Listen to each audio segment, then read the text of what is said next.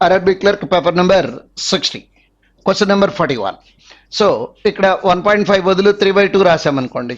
2 దాంట్లో 28 times 8 into 3 4 4 plus 4 8 8 minus 2 units ప్లేస్లో 6 రావాలి. ఒకటే ఆన్సర్ ఉంది, అదే ఆన్సర్. Question number 42. సో ఇంత 4 డిజిట్ నెంబర్ని స్క్వేర్ చేసి 4 డిజిట్ నెంబర్ని స్క్వేర్ చేసి రెండు యాడ్ చేస్తే డెఫినెట్గా 4 డిజిట్ ఆన్సర్ రావాలి. కానీ 4 డిజిట్ రాకపోవటానికి రీజన్ కూడా ఉంది. అదేంటంటే ఇక్కడ 5 ఉందండి, ఇక్కడ 5 వస్తుంది యూనిట్స్ ప్లేస్లో, ఇక్కడ 5 వస్తుంది. అంటే ఆన్సర్కి డెఫినెట్గా 3 డిజిట్సే ఉంటాయి డెసిమల్స్. సో ఇంతవరకు 3 డెసిమల్స్ వరకు మిగిలిపోయినాయి. నెక్స్ట్ ఒకసారి సరిగ్గా చూస్తే ఈ నెంబర్ 7 మల్టిపుల్, ఈ నెంబర్ 7 మల్టిపుల్ అంటే ఆన్సర్ డెఫినెట్గా 7 మల్టిపుల్ అవ్వాలి. ఈ నాలుగిట్లో చెక్ చేసుకుంటే answer is going to B choice 2. వేరే మార్గం ఏం లేదు, చేయటమే. Question number 43. సో -8 -5 అంటే -3 వస్తుంది. 1 - 3 అంటే 8 వస్తుంది. Divided by 7. 7 8 అవ్వాలంటే 7 4s 8 అవుతుంది. Answer is 4. Question number 44. So 478 into 10 divided by 125 రాసుకున్నాం అనుకోండి. 5 దీంట్లో 2 టైమ్స్ పోతుంది, 5 దీంట్లో 25 టైమ్స్ పోతుంది. ఇంటూ 4/4 రాశాయి. ఇంటూ 4/4 ఎందుకు రాశానంటే 25కి కాంబినేషన్ నెంబర్ 4 కాబట్టి 25 into 4 అంటే 100 అవుతుంది. అంటే 2 డెసిమల్స్ వస్తాయి. ఇక్కడ 2 డెసిమల్స్ ఏమొస్తాయో చూద్దాం. 4 into 2 8, 8 into 8 4. అంటే లాస్ట్ డెసిమల్ కింద 4 వస్తుంది. ఇక్కడ 5 ఉంది. 4 plus 5 అంటే 9 రావాలి. Answer is going to B 416.59. Question number 45. So ఈ క్వశ్చన్ మార్క్ రైట్ సైడ్కి వెళ్ళిపోతుంది. ఈ రెండు లెఫ్ట్ సైడ్కి వచ్చి డినామినేటర్లోకి వస్తాయి. 4 into 3 2. 2 4 అవ్వాలంటే 2 అన్నా ఉండాలి, లేదా 7 అన్నా ఉండాలి. 2తో ఆన్సర్లు 2 ఆన్సర్లు ఉన్నాయి. నెక్స్ట్ ఇది ఆన్సర్ అవ్వాలంటే ఈ నెంబర్లో 11, ఈ నెంబర్ 11 మల్టిపుల్ అయ్యి ఉండాలి. ఆ నెంబర్ 11 మల్టిపుల్ కాదో చెక్ చేద్దాం. 7 plus 8 15, 15 plus 4 19, 4 plus 4 8, 11 multiple. At the same time డినామినేటర్లో 11 లేదు కాబట్టి ఆన్సర్ డెఫినెట్గా 11 మల్టిపుల్ అయ్యి ఉండాలి. Answer is 22. Question number 46. 434 plus 43 అంటే 477 ప్లస్ 3 అంటే 470 ఆడ్ రావాలి. 470 కన్నా పైన ఉన్నటువంటి ఆన్సర్లు ఒకే ఒక్క ఆన్సర్ ఉంది. Answer is going to B 485.54. Question number 47. So ఈ డినామినేటర్లో ఉన్న క్వశ్చన్ మార్క్ రైట్ సైడ్కి వెళ్ళిపోతుంది. ఇది లెఫ్ట్ సైడ్కి వచ్చి డినామినేటర్లోకి వస్తాయి. 8 into 4 2. 2 6 అవ్వాలంటే 3 అన్నా ఉండాలి, లేదా 8 అన్నా ఉండాలి. సో 3తో ఉన్నటువంటి ఆన్సర్లు 2 ఆన్సర్లు ఉన్నాయి. నెక్స్ట్ సో ఇప్పుడు డివైడ్ చేయటమే మార్గం. 24,336 డివైడెడ్ బై 78 డివైడెడ్ బై 24. నిదానంగా ఓపీ చేసుకుని డివిజన్ చేస్తే ఆన్సర్ 13 వస్తుంది. టేక్స్ టైం, చేయాల్సిందే. 48. a power x into a power y అంటే a power x plus y అంటే 45 minus 35. Answer is going to B 98/49. So 78 ఇది a square minus b square ఫార్మేషన్లో ఉంది అని తీసుకుంటే a plus b into a minus b అంటే 78.95 plus 43.35 0 3 2 12 122.3 వచ్చింది. Next ఏ minus B చేసామనుకోండి. 78లో 95లో 35 పోతే 0.6 వస్తుంది. 0.6 into 0.3 అంటే 0.8 రావాలి. 2 ఆన్సర్లు ఉన్నాయి. ఒకసారి ఈ రెండు యాడ్ చేస్తే ఎంత వస్తుంది అంటే 78 ప్లస్ దీంట్లో నుంచి నెంబర్ సబ్ట్రాక్ట్ చేస్తే 78 మైనస్ 43 అంటే 35.6 వస్తుంది. సో ఒకసారి జాగ్రత్తగా చూస్తే ఈ నెంబర్ 4 మల్టిపుల్. ఈ నెంబరు అంటే ఆన్సర్ డెఫినెట్గా 4 మల్టిపుల్ అవ్వాలి. ఇది 4 మల్టిపులే, ఇది 4 మల్టిపుల్ కాదు కాబట్టి answer is going to B choice 1. Question number 50. So దీనికి చేయగలిగింది ఏం లేదు, ఆన్సర్లన్నీ ఒకేలాగా ఉన్నాయి. నిదానంగా పర్సంటేజ్లన్నీ క్యాలిక్యులేట్ చేసి లెక్క చేస్తే ఆన్సర్ వచ్చేస్తుంది. చేయగలిగింది ఏం లేదు, వేరే మార్గం లేదు దానికి. నెక్స్ట్ అట్లానే ఈ లెక్క కూడా ఇంత మల్టిప్లై చేసి అంటే ఓ పావు గంట పడుతుంది, దాంట్లో నుంచి తీసేసి నెక్స్ట్ మళ్ళీ ఇది తీసేసి దట్ యూనిట్స్ ప్లేస్ ఏమైనా చేంజ్ ఉందా అనేది చూస్తే 3 1లు ఉన్నాయి, 2 0లు ఉన్నాయి, అంటే యూనిట్స్ ప్లేస్ తో రావట్లేదు. ఖచ్చితంగా ఈ లెక్క చేయాల్సిందే, చేస్తే చాయిస్ 1 ఆన్సర్ వస్తుంది. ఇంతకీ మీకు అర్థమవుతుంది అనుకుంటాను. అంతంత టైం పడుతుంది అని చెప్తున్నామంటే ఆ లెక్కలు ఎగ్జామ్ రాసేటప్పుడు వదిలేయమని చెప్తున్నాను. Question number 52. Next so square చేసి యాడ్ చేసి సబ్ట్రాక్ట్ చేసి చిన్న టెక్నిక్ దొరుకుతుంది, ఒకసారి ట్రై చేసి చూద్దాము. సో ఇప్పుడు దీనికి 2 డెసిమల్స్ వస్తాయి, దీనికి 2 డెసిమల్స్ వస్తాయి, ఇక్కడ 2 డెసిమల్స్ వస్తాయి, ఇక్కడ 2 డెసిమల్స్ ఉన్నాయి. అంటే సింగిల్ డెసిమల్ కానీ డబుల్ డెసిమల్ కానీ రావడానికి ఛాన్స్ ఉంది. అంటే యాడ్ చేసినప్పుడు సబ్ట్రాక్ట్ చేసినప్పుడు ఒక డెసిమల్ పోయే అవకాశం ఉంది, లేదా హోల్ నెంబర్ వచ్చే అవకాశం కూడా ఉంది. కానీ హోల్ నెంబర్ లేవు కాబట్టి డెసిమల్స్ వస్తున్నాయి అనేది డెఫినెట్. దీన్ని స్క్వేర్ చేస్తే 1 వస్తుంది, దీన్ని స్క్వేర్ చేస్తే యూనిట్స్ ప్లేస్ 6 వస్తుంది, దీన్ని స్క్వేర్ చేస్తే 4 వస్తుంది, -9 రాయాలి. సో 1 + 6 7, 7 - 4 3, 3 - 9 అంటే 4 రావాలి. యూనిట్స్ ప్లేస్ లో 4 ఉన్నటువంటిది ఆన్సర్ అవుతుంది. Answer is going to B 163.84. Question number 53. 28 divided by 65 into 308 divided 28 divided by 65 into 195 by 308 into 44 by 39. ఇంతవరకు క్యాలిక్యులేట్ చేశాక తర్వాత యాడ్ చేద్దాము. రైట్, ఇక్కడ 11 4 టైమ్స్ పోతుంది, 11 దీంట్లో 2 టైమ్స్ 8 టైమ్స్, దీంట్లో 28 క్యాన్సిల్ చేసాం, ఇక్కడ 4 మిగిలిపోయింది. నెక్స్ట్ 65 3 టైమ్స్ పోతుంది, 3 దాంట్లో 13 టైమ్స్ పోతుంది, అంటే మనకి ఇక్కడ మిగిలింది 4/13 మిగిలింది. ఇక్కడేమో 5/26 ఉంది, అంటే దీన్ని 8/26 గా రాసుకున్నాం అనుకోండి. 8/26 + 5/26 అంటే 13/26 అవుతుంది. Answer is going to B 1/2. Question number 54. దీంట్లోంచి √8 కామన్ తీసామనుకోండి, 3 + 1 అంటే √8 into 4. అగైన్ ఇక్కడ కూడా √8 కామన్ తీసామనుకోండి, √8 into 8 + 7 15 -98. రైట్, సో √8 into √8 అంటే 8, 8 into 15 అంటే 120, 120 into 4 అంటే 480, 480లో 100 తీసేస్తే 380, ఇంకొక 2 అంటే answer is going to B 382. Question number 55. So ఈ ప్రాబ్లం కూడా ఒకసారి చూడండి. ఎంత పెద్ద పెద్ద నంబర్లకి స్క్వేర్లు చేసి క్యాలిక్యులేట్ చేయటం అనేది కష్టమైన విషయం. నిదానంగా చేస్తే ఆన్సర్ 3721 వస్తుంది, వేరే టెక్నిక్ ఏమీ లేదు. Question number 56. డివైడెడ్ బై 100 రాస్తే ఈ డెసిమల్స్ జీరోలు డినామినేటర్లో జీరోలు పోయినాయి. 4 into 185, 4 into 18 అంటే 720. సో 720 + 20 అంటే 740. Next 35% of 240. దీన్ని 25% + 10% చేద్దాం. చేస్తే 25% అంటే 60, 10% అంటే 24, 84 యాడ్ చేస్తే 824. 824 ఎగ్జాక్ట్ గా 2 టైమ్స్ పోతుంది. బై 100 అంటే 200లో 50 టైమ్స్ పోతుంది. Answer is going to B 50. Question number 57. 24 power √4 whole under square root అంటే 24 స్క్వేర్ వస్తుంది, అంటే 576. ఇది యాడ్ చేస్తే 800 అవుతుంది. 800 డివైడెడ్ బై 400 అంటే answer is going to B 2. Question number 58. So 360 divided by 24 రాసుకున్నాం అనుకోండి, 15 టైమ్స్ పోతుంది, ఇక్కడ 15 వస్తుంది. నెక్స్ట్ తర్వాత అంటే ఇక్కడ ఏ డెసిమల్స్ వస్తాయో ఏ డెసిమల్స్ మనకి మిగులుతాయి, అది అర్థం చేసుకోండి. రైట్, సో దీన్ని 3/2గా రాసుకున్నాం అనుకోండి. 2 దాంట్లో 6 times, 1 time 4 times. So 3 into 14 అన్నాం అనుకోండి, 42 అంటే లాస్ట్ లో 42 ఉన్నటువంటిది ఆన్సర్. అంటే ఇదన్నా ఆన్సర్ అవ్వాలి, ఇదన్నా ఆన్సర్ అవ్వాలి. 6 into 3 18, 18.42. 18లో నుంచి 15 తీసేస్తే 6.42 రాదు. Answer is going to B 3.42. Question number 59. Units ప్లేస్లు మ్యాచ్ అయినాయి కాబట్టి క్యాన్సిలేషన్కి వెళ్దాం, చూద్దాం. 3 into 4 2, 2 into 2 4.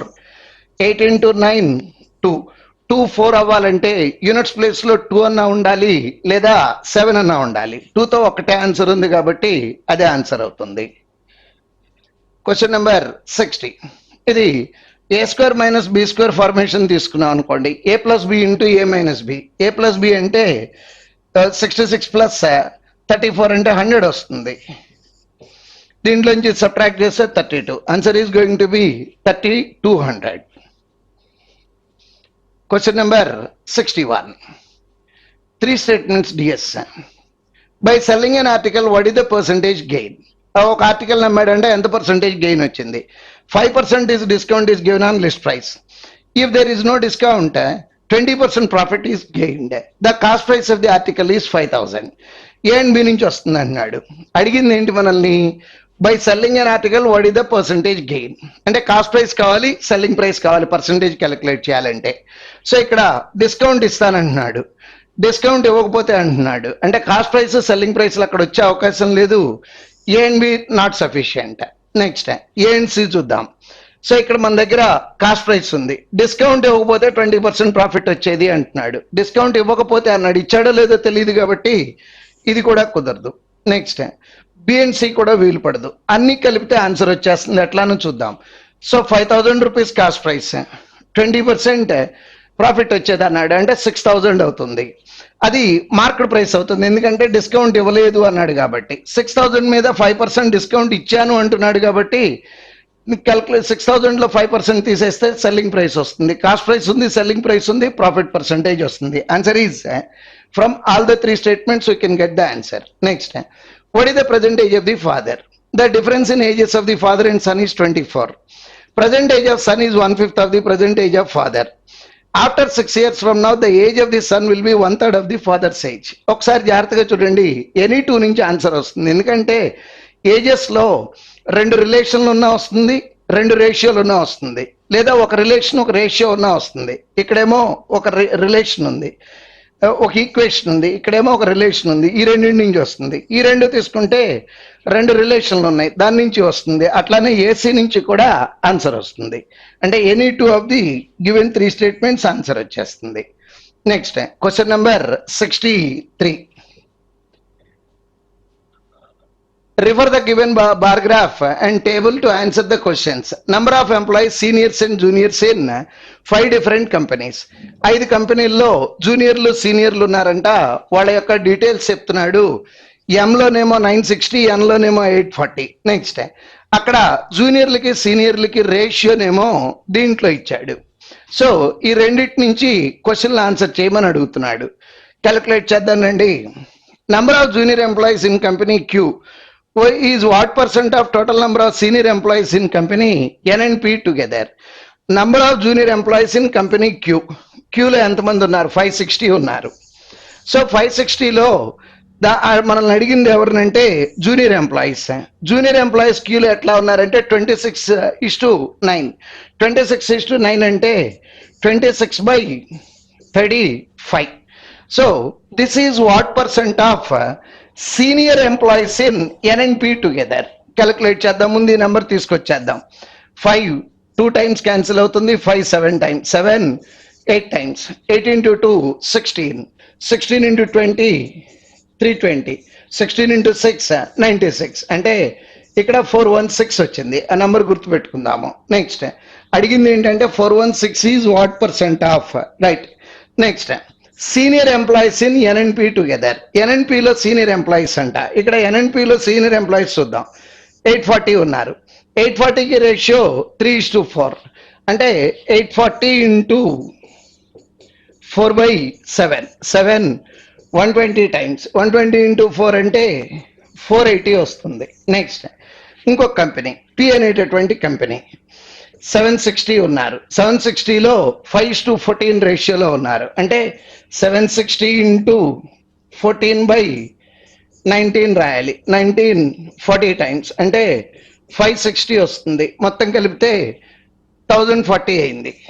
Divided by 1040 multiplied by 100. So calculate చేస్తే ఆన్సర్ వచ్చేస్తుంది. కానీ ఈ పేపర్ కొంచెం టైం టేకింగ్ పేపరు. అన్ని క్వశ్చన్లు పూర్తి అవ్వదు, ఇన్ టైంలో కంప్లీట్ అవ్వదు paper. Next question number 64. What is the average number of junior employees in all the companies together? ఒక 5 నిమిషాలు పడుతుంది లెక్క చేయడానికి. ఎట్లా అంటే 960 into 11/15 plus 840 into 3/7 plus 640 into 11/16 760 into 5/19 560 into 26/35 ఇవన్నీ యాడ్ చేసి డివైడెడ్ బై 5 రాస్తే ఆన్సర్ వస్తుంది. అంటే హోంవర్క్ అయిపోతుంది. మీకు అర్థమైందో లేదో లెక్క ఓపుకుంటే చేసుకోండి. Question number 65. What is the respective ratio between number of junior employees in company M&O together senior employees in the same company? Same కంపెనీలో అంటున్నాడు కాబట్టి ట్రై చేద్దాం రండి. సో ఇక్కడ మనల్ని ఏం అడుగుతున్నాడో చూద్దాం ఒకసారి.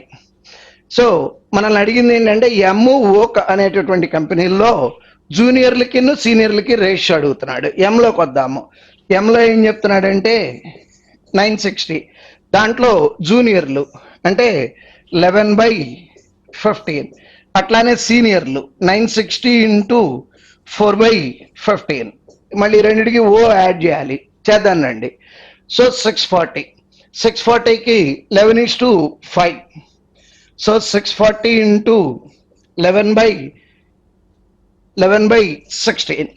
Next 640 into 5/16. సో ఇది క్యాలిక్యులేట్ చేసి ఆ తర్వాత రేషియో రాయాలి. రైట్, క్యాలిక్యులేషన్ టైం పడుతుంది, వర్కౌట్ చేసుకోండి, ఆన్సర్ వచ్చేస్తుంది. Question number 66.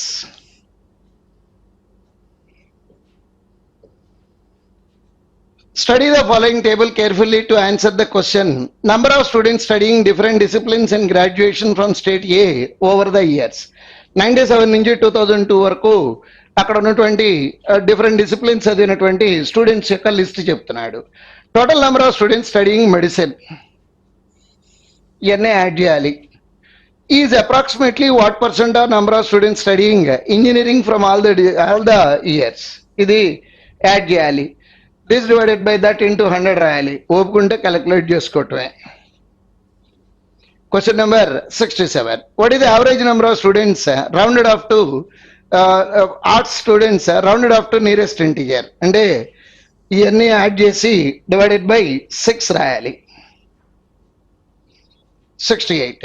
For which of the following years percentage increase or decrease in the number of students studying commerce from previous year is the maximum?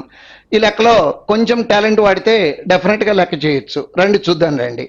So ఏది అడిగాడు? Commerce అడుగుతున్నాడు. Commerce లోకి వచ్చేసేయండి. 3200 3500 అయింది. అంటే 300 పెరిగింది. ఎంత మీద? 3200 మీద. అంటే <10% వస్తుంది. <10 వస్తుంది. గుర్తుపెట్టుకుందాం. 3500 అలా 2850 అయింది. అంటే 650 తగ్గింది. 650 అంటే అది <20% వస్తుంది. నెక్స్ట్ 2850 అలా 3640 అయింది. అంటే ఇది ఒక 640 అది ఒక 150 అంటే 700 ఆడ, అంటే ఆల్మోస్ట్ 1/4, అంటే 25%, రౌండ్ అబౌట్ 25% వస్తుంది. నెక్స్ట్ ఇక్కడ నుంచి ఇక్కడికి వచ్చేటప్పటికి 640 అంటే 1/6, 16/3% వస్తుంది. ఆల్మోస్ట్ చెప్తున్నాను, ఎగ్జాక్ట్లీ కాదు. 3800 అయింది. అంటే 1/4 అంటే 750, అంటే ఆల్మోస్ట్ 25% వస్తుంది. ఈ రెండు వాల్యూలు 25 వస్తున్నాయి కాబట్టి ఆ రెండు ఎగ్జాక్ట్లీ క్యాలిక్యులేట్ చేస్తే ఆన్సర్ ఇయర్ 2000 ఎక్కువ వస్తుంది. Question number 69. Number of students studying agriculture in the year 1999 is what percent of total number of students studying rest of the disciplines together in the year? 1999 లో agriculture అంట 1120 divided by మిగతా అన్ని add చేసి డినామినేటర్లో రాసి into 100 రాసి calculate చేయటమే. చేయగలిగింది ఏం లేదు, లెక్క చేస్తేనే ఆన్సర్ వస్తుంది. Question number 70. Number of students studying commerce in 2001 is approximately what percent of total number of students studying commerce in all the given years together? 2001 లో కామర్స్ అంటే 3080 డివైడెడ్ బై ఈ టోటల్ అంతా రాసి ఇంటూ 100 రాయాలి. Next question number 71. యాక్చువల్గా ఈ పూట చెప్పే ఎక్స్ప్లెనేషన్ చాలా ఎక్కువ మందికి నచ్చదు. అంటే ప్రతిదీ చెప్తూ క్యాలిక్యులేట్ చేసుకోండి అంటున్నారు. అంటే నేను మీకు అర్థమైందో లేదో క్యాలిక్యులేట్ చేసుకోండి చెప్పిన ప్రతి లెక్క వదిలేయమని చెప్పాను నేను మీకు. అది అర్థం చేసుకుంటే ఎగ్జామ్లో గెట్ త్రూ అవుతాము, లేకపోతే ఎవరు చేయని 4 లెక్కలు నేను చేశానని చెప్పుకోవాల్సి వస్తుంది. Right. Question number 71. The respective ratio between the percentages of son, mother, father and grandfather is 2:7:8:12. The average age of the son and mother is 27 years. What will be the mother age after 7 years? So mother కి ఎన్ని పార్ట్లు ఉన్నాయి? 7 parts. అంటే present age 7 పోయే number అయ్యి ఉండాలి. After 7 అంటే +7. 7 మల్టిపుల్కి 7 add చేస్తే answer డెఫినెట్గా 7 మల్టిపుల్ అవ్వాలి. అదిగోండి ఒకటే ఆన్సర్ ఉంది, అదే answer. Question number 72. In an examination, Raman scored 25 marks less than Rohit. Rohit scored 45 more than Sonia. Rohan scored 75 marks, which is 10 more than Sonia. Ravi's score is 50 less than maximum marks of the test.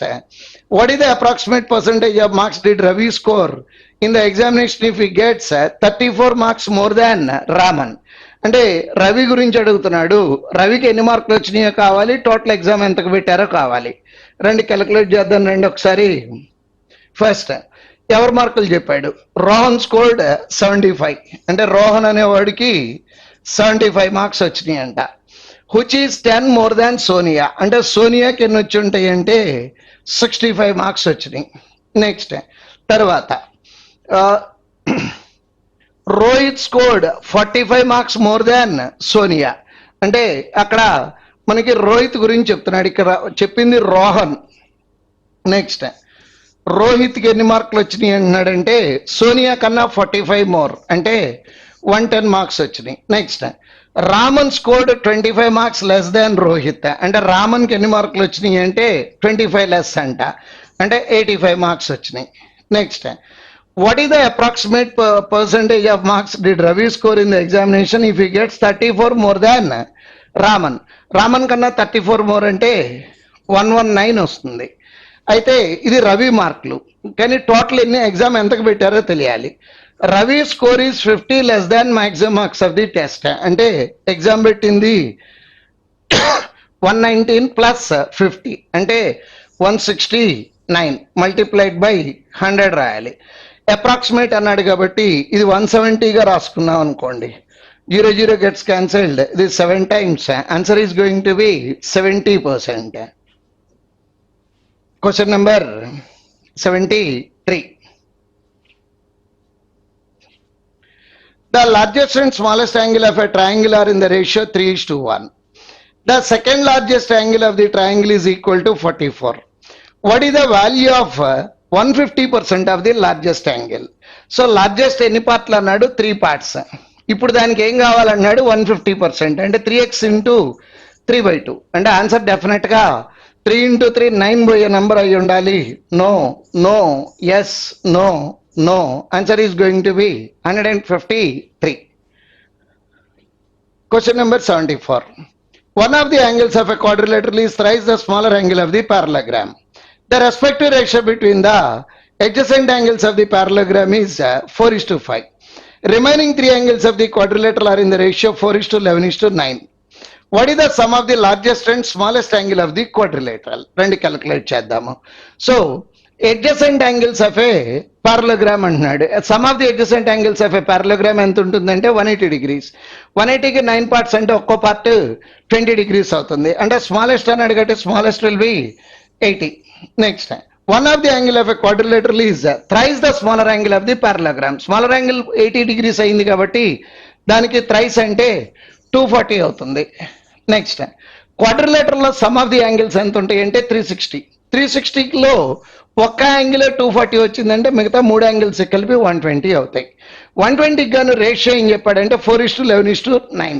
అంటే మొత్తం 24 parts. 24 parts 120 degrees అయితే ఒక part 5 degrees అవుతుంది. అడిగిన answer ఏంటంటే what is the sum of the largest and smallest of the quadrilateral. Largest definite గా 240 అనేది అర్థమైపోయింది.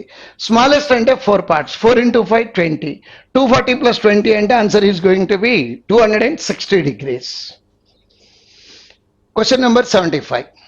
An aeroplane flies with an average speed of 756 kilometers per hour. A helicopter takes 48 hours to cover twice the distance covered by the aeroplane in 9 hours. How much distance will helicopter cover in 18 hours, assuming that the flight are non-stop and moving with uniform speed? So అడిగిన answer ఏంటి, how much distance the helicopter can cover. Helicopter 18 hours లో అంటే helicopter speed multiplied by 18 రాయాలి, అంటే answer definite గా 9 multiple అయ్యి ఉండాలి. No. Next 9 no. Next 11 18 eligible. Next 9 eligible. Next ఇది కూడా ఎలిజిబుల్. బట్ లక్ 3 ఆన్సర్లు ఎలిజిబుల్ అయినాయి కాబట్టి ప్రాబ్లం క్యాలిక్యులేట్ చేద్దానండి. సో ఏరోప్లేన్ స్పీడ్ ఎంత అన్నాడు, 756 kilometers per hour. A helicopter takes 48 hours to cover twice the distance covered by the aeroplane in 9 hours. 9 అవర్స్కి ఎంత కవర్ చేస్తుంది అంటే ఇంత కవర్ చేస్తుంది, దానికి ట్వైస్ అంట, ఇంటూ 2 రాసాము. అది హెలికాప్టర్ ఎన్సెప్ట్లో కవర్ చేస్తుంది, 48 అవర్స్లో కవర్ చేస్తుంది. ఇప్పుడు మనల్ని ఏం అడిగాడు, 18 అవర్స్లో ఎంత కవర్ చేస్తుంది అని అడుగుతున్నాడు. సో యూనిట్స్ ప్లేస్ టెక్నిక్తో ఆన్సర్ వస్తుందేమో చూద్దాము. ఇందాక ఇది ఆన్సర్ కాదనుకున్నాం, ఇది ఆన్సర్ కాదనుకున్నాం. ఇప్పుడు ఇది ఆన్సర్ కాదని డెఫినెట్గా చెప్పొచ్చు. ఎలా చెప్పొచ్చు అంటే 0 లేదు అక్కడ, అంటే ఇది కూడా ఆన్సర్ కాదు. యూనిట్స్ ప్లేస్లో 3 వస్తుందా, యూనిట్స్ ప్లేస్లో 4 వస్తుందా అనేది పాయింట్. ఇప్పుడు 6 into 2 2, 2 into 9 8, 8 into 8 4 divided by 8. 8 4 అవ్వాలంటే 3 అన్నా ఉండాలి, 8 అన్నా ఉండాలి. 8తో ఆన్సర్ లేదు, 3తో ఒకటే ఆన్సర్ ఉంది కాబట్టి answer is going to B 5103 kilometers. Question number 76. The circumference of a semicircle of area 925 square centimeters is equal to breadth of the rectangle. If the length of the rectangle is equal to perimeter of a square whose side is 48, what is the perimeter of the rectangle? అంటే 2 into L plus B కావాలి. అంటే ఇప్పుడు మన task ఏంటంటే length calculate చేయాలి, అదేవిధంగా breadth కూడా calculate చేయాలి. రండి. The circumference of A semi circle with area 1925 square centimeters is equal to breadth. అంటే బ్రెడ్త్ వాల్యూ ఎంత అన్నాడంటే సెమీ సర్కిల్ యొక్క సర్కంఫరెన్స్ ఎంత అయితే ఉందో అంత అంటున్నాడు. సెమీ సర్కిల్ సర్కంఫరెన్స్ అంటే 36/7r. అంటే ఇప్పుడు మనకి ఆర్ వాల్యూ తెలియాలి. ఆర్ వాల్యూ ఎట్లా అంటే సెమీ సర్కిల్ ఏరియా ఇచ్చాడు. సెమీ సర్కిల్ ఏరియాకి formula pi R square divided by 2 is equal to 1925. 2 11 times 11 1 time. Next 8 7 5. Next R square is equal to 25 into 7 into 7. Then R is equal to 35. R value 35 వచ్చింది. తర్వాత circumference of the semi circle అంటే 36/7 into 35. తర్వాత calculate చేద్దాము, వదిలేసేయండి. Next తర్వాత if the length of the rectangle is equal to perimeter of a square whose side is 48. అంటే side 48 అయితే perimeter అంటే 4 into 48. ఒకటి లెంగ్త్ ఒకటి బ్రెడ్త్ మల్టిప్లైడ్ బై 2 రాయాలి. రండి క్యాలిక్యులేట్ చేద్దాం. 5 times 5 into 6 అంటే 0 వస్తుంది. 8 into 4 అంటే 2 వస్తుంది. 2 plus 0 2 వస్తుంది. 2 into 2 4 అవ్వాలి. యూనిట్స్ ప్లేస్లో 4 ఉన్నటువంటి ఆన్సర్లు అంటే ఈ రెండు కాదని చెప్పగలం, మిగతా మొత్తం క్యాలిక్యులేట్ చేయాల్సి వస్తుంది. రండి క్యాలిక్యులేట్ చేద్దాము. సో 2 into 5 అంటే 10, అక్కడికి 360 అయింది. 2 into 4 8, 8 into 48, 8 into 50 అంటే 400. 400కి 16 తీసేస్తాము. 400లో నుంచి 16 తీసేస్తే 384. 4 4 7. Answer is going to be 744 centimeters. Question number 77. Mira purchased an item for ₹62,000 and sold it at a loss of 25%. With that amount, she purchased another item and sold it at a gain of 30%. What is the overall gain or loss percent? ఈ problem 2 different ways లో solve చేయొచ్చు. Procedure ఏంటంటే 62,000 multiplied by 25% loss అంటే 75% అమ్మినట్టు. మళ్ళీ ఈ డబ్బులు పెట్టి వేరే వస్తువు కొని ఇంటూ 130/100. కానీ ఇక్కడికి ఆన్సర్ రాదు, ఇక్కడికి మీకు వచ్చేది సెల్లింగ్ ప్రైస్ వస్తుంది. ఇదేమో కాస్ట్ ప్రైస్, అక్కడ వచ్చేది సెల్లింగ్ ప్రైస్. ఎక్కువ వస్తేనేమో గెయిన్ వచ్చిందని చెప్తాం, తక్కువ వస్తే లాస్ వచ్చింది అని చెప్తాం. గెయిన్ వస్తేనేమో వచ్చిన వాల్యూలో నుంచి తీసేసి ఆన్సర్ చెప్పాలి, తక్కువ వస్తేనేమో దీంట్లో నుంచి అది తీసేసి ఆన్సర్ చెప్పాలి. కానీ ఇదంతా కాకుండా సింపుల్ లాజిక్ చెప్తా చూడండి. ఇక్కడ నెంబర్ ఏముంది, గెయిన్ లాస్ తర్వాత డిసైడ్ చేద్దాము. 62 ఉంది అంటే 31 ఉంది దాంట్లో, అంటే ఆన్సర్ 31 మల్టిపుల్ అవ్వాలి. కాదు కాదు కాదు అంటే ఎన్ని ఆన్సర్లు మిగిలినాయి మనకి? 1550 ఒకటి, 2 1550లే మిగిలినాయి. ఒకటి ప్రాఫిట్, ఒకటి లాస్. అంటే ఇప్పుడు మనం ఏం డిసైడ్ చేస్తే సరిపోతుంది మనకి? లాభం వచ్చిందా నష్టం వచ్చిందో చూడాలి. రెండు క్యాలిక్యులేట్ చేద్దాం. 100 రూపాయలకు కొన్నా, 25% లాస్ అంటే 75కి అమ్మా. ఈ 75 రూపాయలు పెట్టి ఇంకోటి కొని 30% ప్రాఫిట్కి అమ్మా. అంటే 30% అంటే 22.5% వస్తుంది, అంటే 97.5. కొన్నది ఎందుకే, అమ్మింది ఎందుకంటే గ్యారంటీగా లాస్ వస్తుంది. అంటే ఆన్సర్లో లాస్ రావాలి కాబట్టి 1550 is going to be loss. 1550 is the answer. Question number 78. The angles of a quadrilateral are in the ratio 2:4:7:5. The smaller angle of the quadrilateral is equal to smallest angle of the triangle. One of the angles of the triangle is twice the smallest angle of the triangle. What is the second largest angle of the triangle? Right. Quadrilateral అంటే sum of the angles 180 degrees ఉంటుంది అనుకున్నాం. 5 + 7 12, 16 18 అంటే ఒక్కొక్క part 20 అవుతుంది. So 7 + 5 12, 16 18. So 360 degrees 18 parts అంటే ఒక్కొక్క part 20 అయింది. Smallest అంటే 40. దీని స్మాలెస్ట్ ట్రయాంగిల్ స్మాలెస్ట్ ఈక్వల్ అన్నాడంటే ఇది 40 అయింది కాబట్టి అది కూడా 40 అవుతుంది. నెక్స్ట్ ఇంకొక యాంగిల్ ఎట్లా ఉంది అన్నాడంటే one of the angles of the triangle is twice the smallest, అంటే ఇంకొక యాంగిల్ 80 ఉంది. నెక్స్ట్ ట్రయాంగిల్లో సమ్ ఆఫ్ ది యాంగిల్స్ ఎంత ఉంటుంది? 180 ఉంటుంది. 180లో ఇక్కడికి 120 అయిపోయిందంటే ఇంకొక యాంగిల్ ఎంత ఉంటుంది? 60. ఇది మధ్యలో ఇరిగిచ్చి ఎందుకు రాశానంటే సీక్వెన్స్లో రావటం కోసం రాశాను. What is the second largest? Second largest ఎంత అవుతుంది? 60 degrees. Answer is going to B 60 degrees. Question number 79. A shopkeeper sells notebooks at the rate of 45 rupees each and earns a commission of 4%. He also sells pencil box at the rate of 80 rupees each and earns a commission of 20%. How much amount of commission he will earn in 2 weeks if he sells 10 notebooks and 6 pencil boxes a day? So ఇంతకీ answer కావాలా, choice కావాలా? Answer కావాలంటే 10 నిమిషాలు పడుతుంది, choice కావాలంటే 10 సెకండ్లో వస్తుంది. So డెఫినెట్గా మీకు చాయిసే కావాలి. 2 weeks అన్నాడు అంటే రోజుకి ఇంత ప్రాఫిట్ వస్తుంది అనుకున్నాం. ఇంటూ 14 రాయాలి, అంటే 7 మల్టిపుల్ అవ్వాలి. అర్థమైందో లేదో ఆన్సర్? రండి క్యాలిక్యులేట్ చేద్దాం. 7 2 times 14 55. 7 7 times 49 66 పోదు. 7 2 times 14 2 times 14 46లో పోదు. 7 2 times 14 నెక్స్ట్ 7 దాంట్లోనూ పోవట్లేదు. నెక్స్ట్ 1600లో పోదు, కనబడిపోతుంది. అది కూడా answer. Answer is going to B 1596 rupees. Last question for the day. A train crosses a stationary train B in 50 seconds and a pole in 20 seconds. With the same speed, the length of the train is 240. What is the length of stationary train B? Common sense తో చేసేయచ్చు. Train ఏ electric pole దాటని 20 seconds పట్టింది, దాని length 240, అంటే 20 secondsలో వెళ్ళే distance 240. Next ఇప్పుడు గబుక్కున ఏం చేస్తారంటే 50 secondsలో వెళ్ళే డిస్టెన్స్ క్యాలిక్యులేట్ చేద్దాం అనుకుంటారు. వద్దు. అంటే యాక్చువల్గా 50 secondsలో ట్రావెల్ చేసిన డిస్టెన్స్ ఏంటి అంటే train A length plus train B length. Train A లెంగ్త్కి 20 seconds పడుతుంది అన్నాడు కాబట్టి ట్రైన్ బి లెంగ్త్కి ఎంతసేపు పట్టినట్టు 30 seconds పడుతుంది.